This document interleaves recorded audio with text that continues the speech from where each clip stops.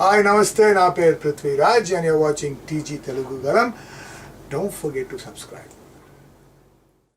కార్తీక్ ఘట్టమనేని డైరెక్షన్లో రవితేజ నటించిన eagle movie 51.4 కోట్ల కలెక్షన్ సాధించినట్లు మేకర్స్ వెల్లడించారు.